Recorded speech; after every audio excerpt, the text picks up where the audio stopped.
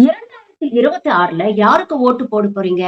இந்த தாத்தா சொல்றாரு, கேட்டுட்டு முடிவு பண்ணுங்க. சுருக்கமா சொல்லியிருந்தேன். அதிமுக ஆட்சியில எடப்பாடியார் அண்ணாச்சி இருக்கும்போது ஒரு உத்தரவு போட்டாரு.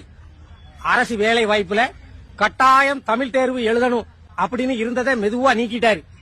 அதனால தமிழர் அல்லாதவர்கள், வெளி மாநிலத்தவர்கள் நிறைய பேர் அரசு பணியில, தமிழ்நாடு அரசு பணியில சேர்ந்துட்டாங்க.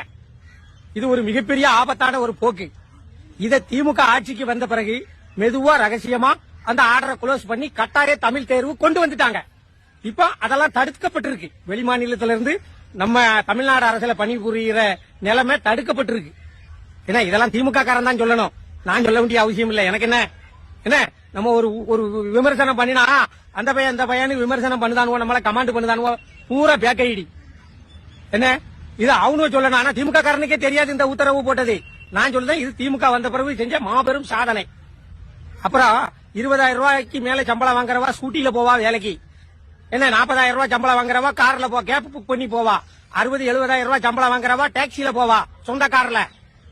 10,000 ரூபாய்க்கு ரத்த பரிசோதனை நிலையத்திலையும், தனியார் கிளினிக்லயும், ஜவுளி கடையிலையும், மத்த ஹோட்டல்ல மத்த மாதிரி வேலைகள் பாக்குற பெண்கள் வெறும் 10,000 ரூபாய்க்கு 12 மணி நேரம் வேலை பாக்குறாங்க. இவங்க எதுல போவாங்க? அதனால மகளிர் பேர் ஒரு அருமையான திட்டம். இது முடிஞ்சது. இனி யாருக்கு ஓட்டு போடணும்னு கேட்டிருந்தாங்க. யாருக்கு ஓட்டு போட?